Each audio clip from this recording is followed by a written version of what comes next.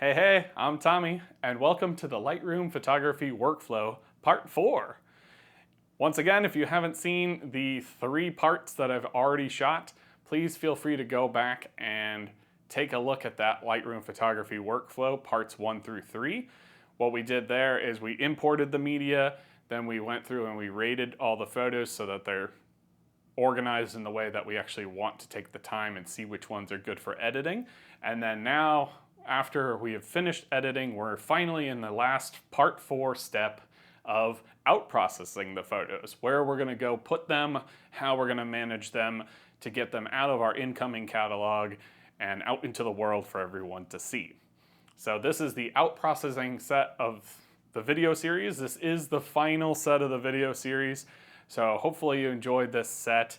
If you do like this video, you do get a lot out of this whole series, by all means hit that like button. And yeah, I hope you enjoy our final piece of the Lightroom photography workflow. All right, so I really hope that you took a lot of time to play in the develop module to manipulate the photo as much as you wanted, play around with these sliders, do whatever you'd like to the photo and just have a really good time with it. Because remember, Lightroom is non-destructive, so you can do any of these edits, royally mess this photo up as much as you'd like, and at the end of the day, if you really didn't like anything and you wanted to just go back to the start, you could just hit this big old reset button down here and it'll fix it for you. The photo itself is not ever getting adjusted, just the little sidecar file has the different values put in that you put in with these sliders. So that's how you can, know that you're not losing any of your photo itself. You're not damaging the photo in any way. This is a very non-destructive playtime. So I hope you had a lot of time to play around. I hope you really played with all these different features and buttons and just see what works and what doesn't for you. And then you get a result that you're happy with. In this case, I just did a couple sliders just to show you. I also cropped it just to show you, and I put a little bit of, the healing brush stuff just to show you as well. So now we are done with this photo. So what I would do with this photo is, let me go and put them back to here just to showcase what they are. I'm done with this photo, so I'm going to hit the G key on my keyboard to take it to grid view. And it's a 3-star right now, but I'm finished editing it. So what I'm going to do is I'm going to give it a 5-star. And what the 5 stars for me just says is I'm finished with the photo. It is ready to go out and showcase to the world. I'm proud of what I did, or I'm just happy with what I did. In some cases, you're just like, okay, that's fine. When I'm fully finished with the photo, I'll give it a 5-star. If you see a 4-star, what that is for me is a 4-star just tells me that it went to an external editor first before it came back to here, and the 4-star needs to go in the archive side, and then the finished product is somewhere else, and it's going to be a 5-star. Usually it's just right next to the photo, and instead of having this .cr3 original raw extension, it'll have a .tif or a .tiff. I don't remember which off the top of my head, but it'll have that .tif on the extension, and that just says it went into Photoshop, or it went into Topaz, it went into some other external editor before it came back here. So I did other adjustments beyond Lightroom's capability. For example, in this photo here, there's this like lens flare up in the corner, and I can go to the develop module as the first step, go to this healing brush and try to remove it, right?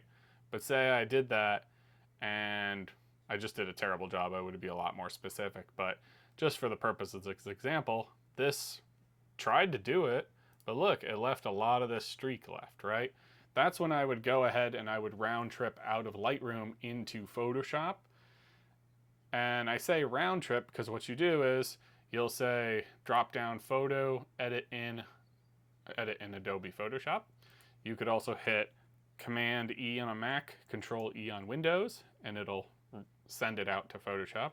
Or you can right click down in this film strip here and go to edit in Photoshop. And what it does is that it sends it out to the external editor. It edits the photo, like you edit the photo, and then when you save it, what happens is it'll save that TIFF file copy with all your adjustments from Photoshop into this Lightroom film strip. It'll even import it for you, give you all the keywords tags for you, and you'll be able to have this nice copy next to it. So this old one I won't need anymore, so that's when I give it a 4. To just say, hey, put this in the archives, you're not going to use this one, it's not going to go out in the world, but it is all your Lightroom edits, so you might as well hold on to it. The 5-star means I'm finished, everything's done, and that means those TIFF files, these raw files that didn't go out of Lightroom, they stayed right here and did their job, all those get the 5-star. So in this case, everything's got a 5-star right now. These giraffe ones that we edited, they have 5-star, and the woman smoke bomb ones have their 5-star. So as you see, we have a lot of folders here already. So now that we're in the out processing phase of our project, the first thing I like to do is kind of organize myself and see where these 5-star photos are. Sometimes you don't have to do this step, but for the purpose of this example, we're just going to go through this process and kind of showcase this. So what I'll do is I'll click on the root folder here and look at everything I got, right? And we're going to filter it by 5 stars. Now I can see all of my 5 stars. These are all my edits that were in this root folder.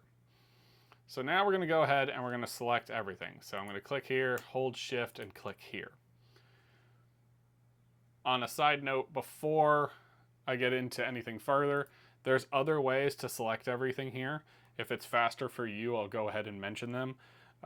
If you hold Command on a Mac, Control on Windows, and then hit the A key, that'll select everything. If you hit the D key while you do that, it deselects everything. So Command A, Command D, and then that's how I get it to select and unselect or deselect. I personally, just on motor skills, I feel like it's really fast to just with my left hand hold the shift key. So click here, hold shift, click there, and then I'm done. So that's why I do that. You don't have to. It's just what we're going through for the purposes of this video, because that's just what I, mentally do as I'm moving quickly through the photos. But anyway, so we selected everything, right? Now that we selected all these 5 stars, we're going to right click on the root folder and create a folder inside, include selected photos. Can't even speak that way. It's like photo, folder, photo. Yeah, try to say that 10 times fast. And we're just going to do portfolio, right? And that's going to create, and it's going to move all these files over. Nothing happened, as you could see, but on this side, everything happened. Look at this. No more in bird, no more in giraffe, no more in woman smoke bomb. We can actually remove these folders now, because I almost did it again.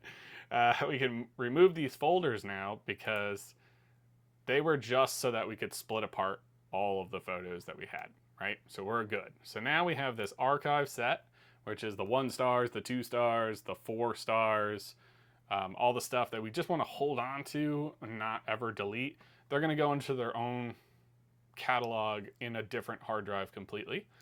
Then we got this portfolio set, which is all our finished developed photos that we're very happy with and we want to showcase to the world.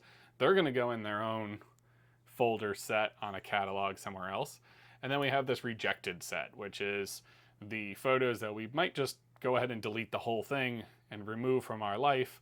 But sometimes if you're, that much of a worry, not that much of a concerned person about losing any photos whatsoever, you could even put these in their own hard drive and have like a rejected hard drive. I know for client work, I have a rejected folder hard drive, and all I do is just dump this folder into it, and then as it gets full, the oldest stuff gets deleted, and then that's just how I work with that one. But yep. So we're now ready for the next step in our out processing, now that this is all archived, or moved around into our 3 folders, our archive, our portfolio, and our rejected. So first things first, we're happy with these, right? So let's go ahead and export them. Since we have them all in one folder, very easy to show, we can now just select them all, right? So we're going to go to File, Export. Now, if I hit export here, we get this huge thing, and you're like, oh my gosh, there's so much stuff going on here. What do I do, right? Don't worry about it too much. It comes with like basic. I think it's. Oh, I might have deleted the preset. That's the basic one, but we'll just go through my full normal JPEG preset just to kind of show you what's going on. So first things first, there's Export Location tab. And you could say export to hard drive, to email, to CD. You could put it on SmugMug if you buy a plugin from a developer to put it on your website there. That's what I did. But I usually just export to hard drive so I can manage the files at will with what I'm going to do. So next up we have export location. And you could put it as a specific folder and then actually say what kind of folder you want it to be in. Same folder as the original photo. I don't recommend this because that's where it'll go right back on your incoming catalog, and that's kind of a waste of space. My favorite one, honestly, is choose folder later. What's cool about this is when you hit the export button, it's going to give you the create new folder window, so to speak, that you could then just select where you actually want them to go later. That's what's really nice about this. I never click add to this catalog, but you could put it in a stack or a catalog and it'll go back into Lightroom.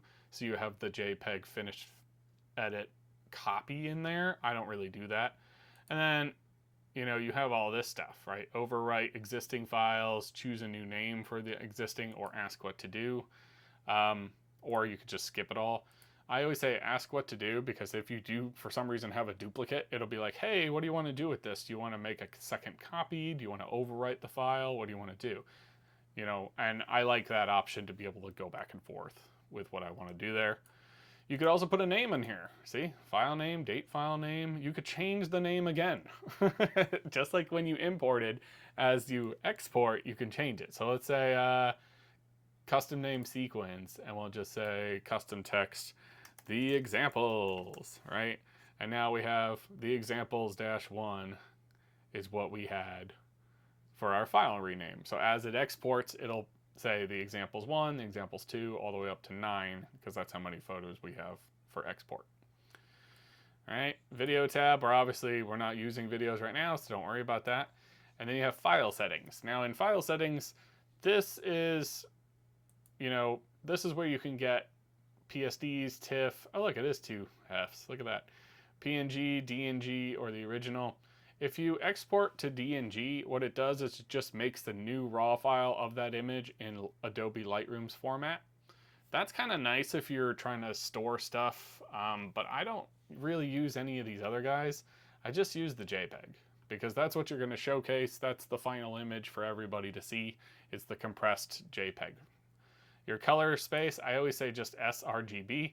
I've heard all sorts of things. I've heard ProPhoto RGB is really good. I heard Adobe RGB used to be good, but now it's outdated. I don't know. I heard all sorts of weird things. sRGB seems to be the standard of stuff based on my own research. So I would say just keep that as your selection. Quality, high as you can go, baby. Get that thing all the way up there.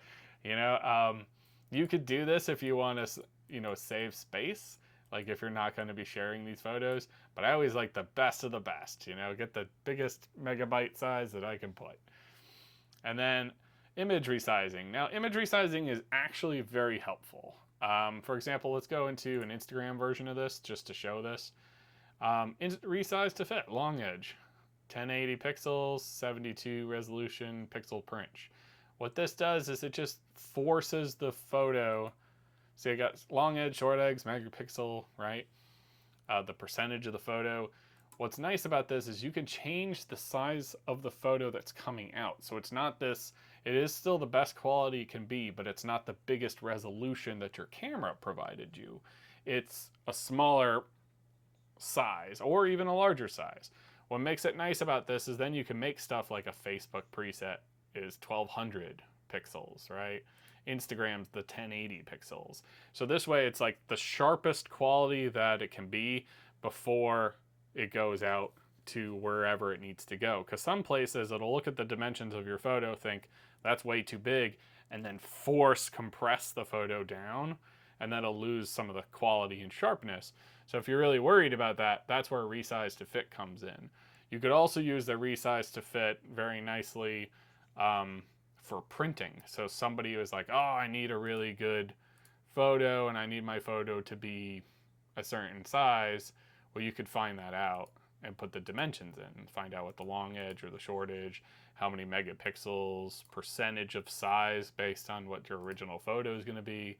Like, you have a lot of cool little options here. And this, I would say, just Google stuff. Like, if they're like, hey, I need a photo that's, 10 by 20, be like, well, what's a 10 by 20 photo in pixels? And then they'll give you like a number that you could pop in here and just be able to do that when you're exporting the photo so it's the right size as you do it. We'll go back to this just to showcase what I'm doing here. And then output sharpening. I always say sharpen for screen, because while matte paper and glossy paper are really good settings if you know for a fact you're going to print, sharpening for screen is generally what you're going to use because you're most likely going to share it on a computer before you ever share it on paper. I also noticed that sharpen for screen still works pretty well because it only does a small amount of sharpening to the overall photo just to get it to line up nicely with whatever it's other people are watching your photo on. So with that being said, if they're seeing, the photo on a screen, it'll be nice and sharp. If they see it on paper, a lot of times it mirrors that sharpening of screen. So everything seems to be pretty fine with just this setting. And then metadata. What's cool about the metadata is you could put only specific pieces of all that metadata in our photos that we had before, all this stuff on the side here. We can remove people if we had tagged people in our keywords here. We could remove that information. We can remove our location if we put GPS tags and stuff so people can't look at our metadata with some sort of program and figure out where we live, We can remove all this stuff by checking those boxes. And then watermarks. Now, watermarks are crazy, okay? So watermarks is kind of a nuts. As you see here, I've just been randomly typing numbers and key and like gobbledygook on a keyboard just to kind of have this stuff going on. But what it does is it makes a watermark. We'll show you what one of them looks like here. We'll say standard white middle for this example since that's the easiest one to show you. Hit edit watermarks. And you'll see on, wow, this dialogue is going to be hard to show you.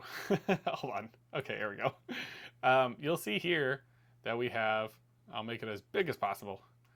I have my watermark, dangerandfocus.com, that I built here. And it just puts the photo, like it puts this as a layer on top of the photo. You'll see there's an image option where you can choose your watermark. So save a watermark like I have them on my desktop, I believe. Yes. So here it is. Wait, that's resume. There we go. I have it here. All different like watermarks and stuff like that, right? And that'll just overlay it on top here.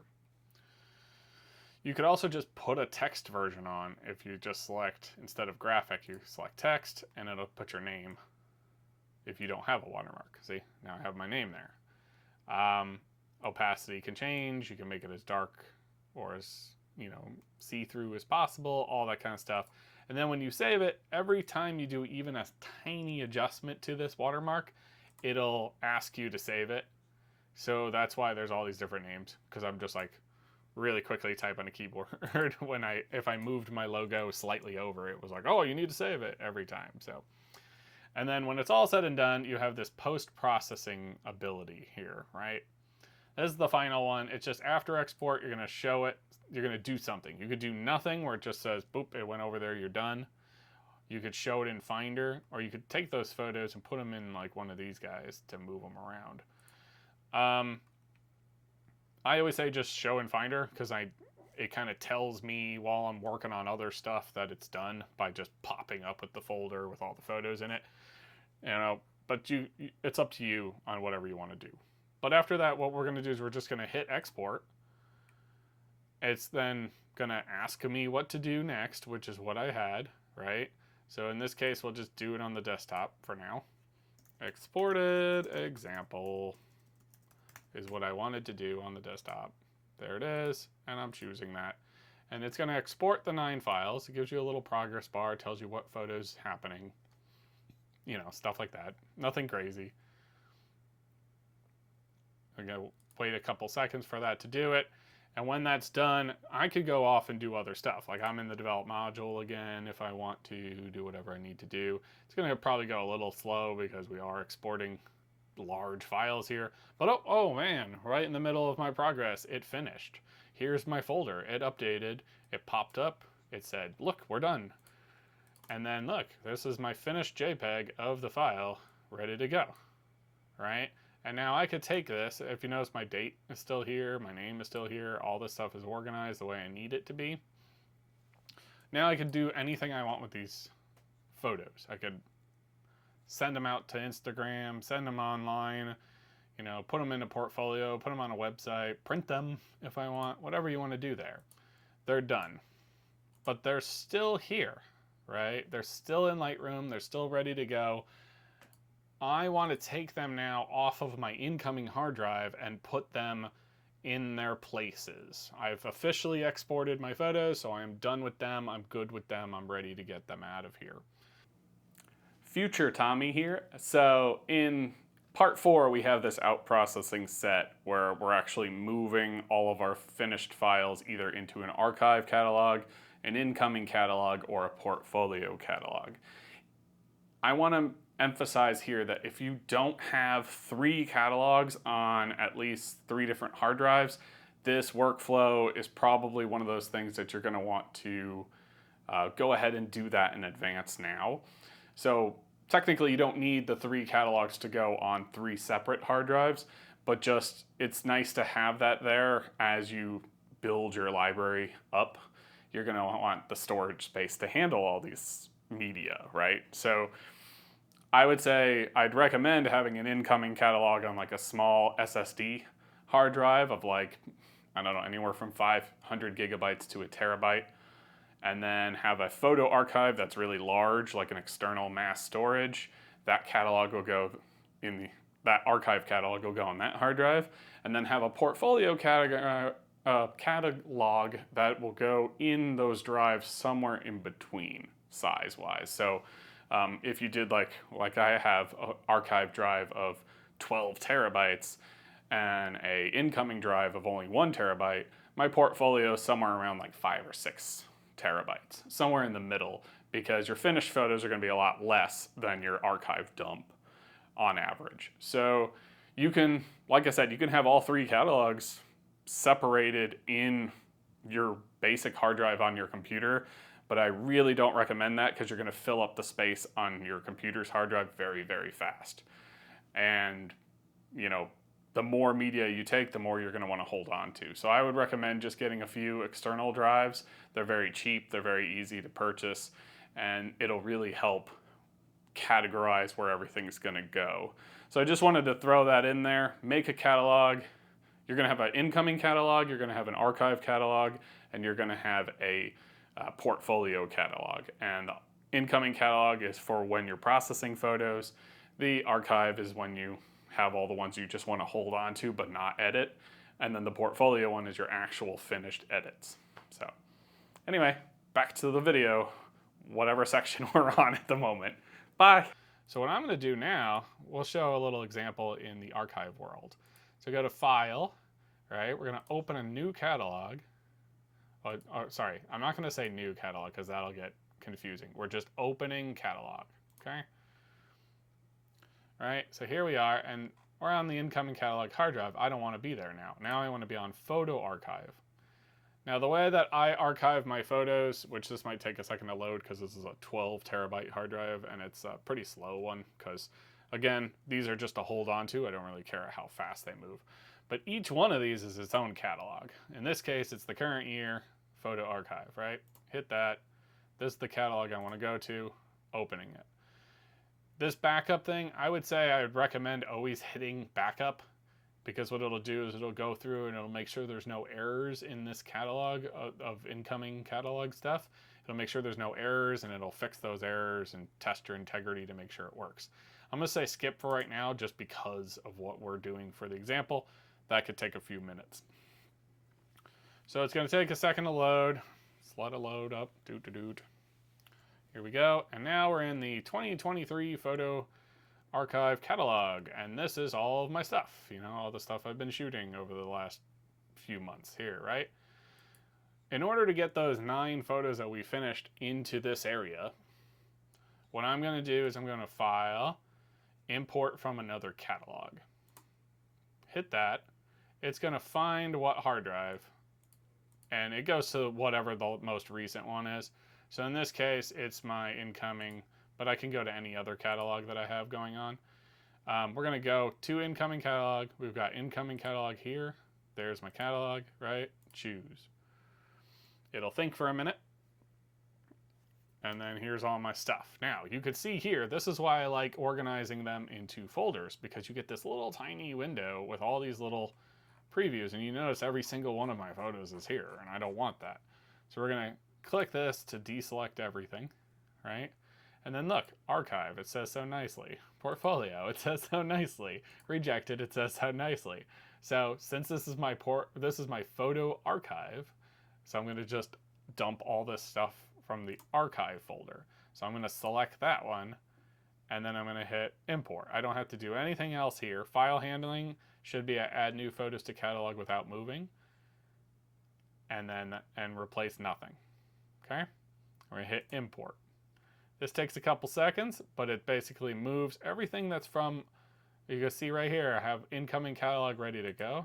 If I drop down there, there's my incoming folder, example size thing, and look, all I see is my archive haul there. So this is all 11 photos from the archive drive that I have on my incoming catalog. So I can select all these and just manually move them. We'll put them here for the sake of this example. What I'll do is I'll just make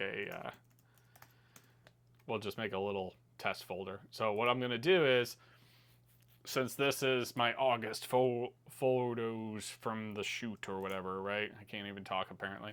We're going to select all these, and we're going to move them into that folder. Boop. It says moving files on disk. And what it's going to do now is it's going to move them off of the incoming catalog hard drive and move them onto the photo archive hard drive. Pretty simple, right? And now here they are. Ta-da! Now, the way that I like to find this stuff is by the keywords. So if I really want to, I could even specify more of these keywords by being like woman name, woman smoke bomb, you know, and just specify those.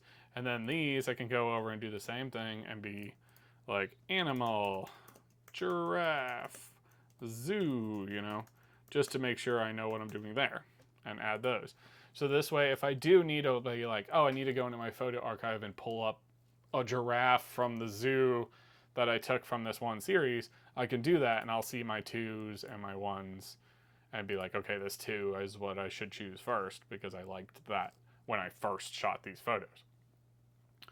So we're done moving them over. So we can actually remove this folder. Now, see how it says incoming catalog, and it says 0 all the way down the line? If we remove this, that helps Lightroom not be confused about looking at other hard drives.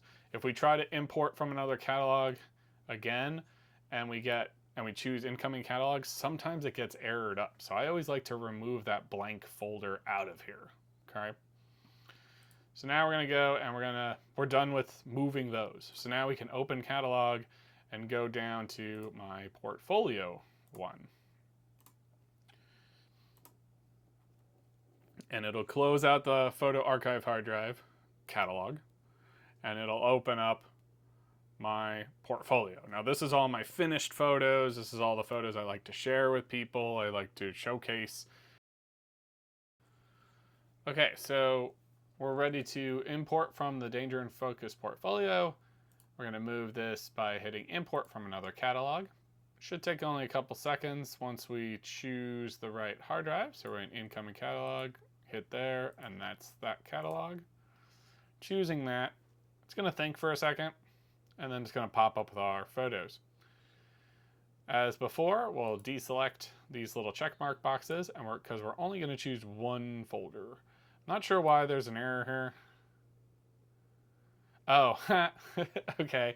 The example size that I'm using, I actually have several photos that I already finished. So what's only going to be moved over is these 6 that are not here. So for this example, we're just going to show the 6 that are moving over there. But look, you could check this box just like we did before with the archive. Hit import. It's going to think for a second. And what it does is when it imports these photos over, it only shows you a preview of the file. So in this case, incoming catalog still has these photos. They still exist on the incoming catalog's hard drive. That's why that's what this little icon means. That's what this little drop down is. We want these photos to go into our portfolio, and we'll just kind of, for the sake of this, make a new folder and call it example, right? So we're going to move these into example. Oop. And it's going to take a few seconds because it's coming off of this hard drive and it's coming into this hard drive. And then that's pretty much it for what we need to do. In fact, with this one, we could specify it more just like we did with the other one. You know, stuff like that to get little tags in to be specified better. And then I'll probably do like a future video that really deep dives into like how I organize my portfolio, but essentially this part's just the basic organization, and then we have all this wonderful collection stuff. As you can see, it gets pretty crazy. Different kinds of stuff, clients, locations, GPS things, you know, all sorts of different kinds of stuff. So I could pull it up really quickly. I could pull it up also really quickly via keywords. And I always like to put a GPS tag here, because what's pretty fun is when you open up the map module with the GPS tag, you could see everywhere that you photographed. And that'll be helpful for things like getting a GPS with just like taking a picture with your cell phone of a location. That'll have metadata that has the GPS tag most of the time. And you can just put that in this catalog with your photos and be like, I shot here, or I want to shoot here, and this is a location that I want to keep in mind for later. A lot of cool things like that. We'll get into that deep dive of the portfolio later. This is just for outprocessing the photos now. So after we've moved those over, we're going to do the same thing that we did before and remove this visual representation of the incoming catalog's hard drive. And now we're ready to open up the catalog again of the incoming. And we move over.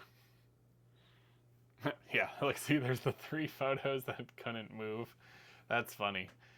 Apparently I like those photos so much that even in the example, they were a thing. So let's go ahead and just delete the, let's go ahead and just delete these for teaching's sake here really quick. So anyway, so now look, we moved photos from our incoming drive to the archive hard drive, right? So now they have these little icons saying that they're not here. These are supposed to show up. They haven't showed up yet. I don't know why. But we've moved them. So they're just the virtual copy now is all that's left on the incoming catalog. Same thing with portfolio. Look at that. There's all your virtuals. We're done. They're gone. They're out of this catalog. So we can actually just take this whole folder, right click it, remove it, and see it even says that it'll just stay on disk, but it doesn't really. It goes away. Right? Hit that here. Bye-bye. And then all we have left is these rejected folder photos, which this one you can manually move off site and then remove this folder with the right click later. Or in this case, since we're not using them, we're going to select them, hit remove photos, delete from disk. Bye-bye. So now we have nothing. So this folder is 0. We could remove it. and we're back to nothing. We are finished with everything. We have out-processed all of our photos, and the catalog is done. If you look in the Finder window, I may or may not have some files still on here from this, example. Yep, see the folder still here. These bird ones are still here. They must not have moved because they might be copies in the archive, but these are supposedly gone, you know, if they weren't duplicates for this example. If they were original files that we had going and we moved them manually, they would have gone over there, no problem. So this is what you should see at the end, is just the two folders that still exist in Lightroom and nothing else. So you could even double check by just going into the incoming catalog, not the catalog folder, but the regular file folder, which is this stuff here, and just verify that it's not there. But it's gone, and you did it. You finished all of the photos. So hopefully that's helpful for you. Hopefully that's everything you need. Detail-wise, I could go into further detail in each of these video categories as needed if you would like them. By all means, just send me a comment. Hit the like button and write a comment down below and be like, hey, I would like to know more about how you organized your portfolio drive, or what are these other modules, map, book, slideshow, etc., etc. I'll probably do them in future videos, but I could also elaborate further in the comments below. So anyway, I hope that was helpful for all of you. I hope you get out there and play around in Lightroom. It is not intimidating. It is just, there's so much stuff you can do that it's nice to just have this little tour. And if you've been watching these videos from the start, congratulations. You should be a lot more proficient with Lightroom, at least with starting out and getting comfortable in using it. And that's it. So that's the full Lightroom photography workflow that I do personally on my own photos. So feel free to pause as often as you'd like in this video series and take notes on it as much as you'd like. You could take just pieces of this too if you'd like and incorporate it into your own workflow. But this is everything step by step. I promise you, I know there's a lot of details here and there's a lot of things that go on, but once you get the hang of it, it really is a very fast process, and it'll ensure that you have consistency with every photo shoot you have, so you can find files very quickly, but it'll also be like, you know, a tried and true method to always never lose a file, always have a good backup on hand and everything like that. So if you enjoyed this video series, please go ahead and follow any one of my Instagrams. I have a whole bunch of them here. I tend to shoot so many different genres of photography that I like to kind of spread out my Instagram posts based on what they are. I feel like of the three, the second one here, the nature one, is probably the one that I post in the most, just because it's a hobby versus a combination of hobby and work. So this is one of those things I would say, if you really want to see stuff that I like to play with, then it would be probably the nature photography Instagram of the three. Also, I have a website here. I'll put it at the bottom of the screen just to keep it a little bit separate from these guys. And feel free to go on that website and say hi to me, check out everything, and hopefully I will see you in an upcoming video. I'll probably do more of these tutorials in the future, either deep diving into Lightroom, Photoshop, or just camera gear in general. So feel free to hit that like button if you like this video, and hit that subscribe button if you'd like to see more content like this. So hope you enjoyed everything, and I will see you in the next one. Bye-bye.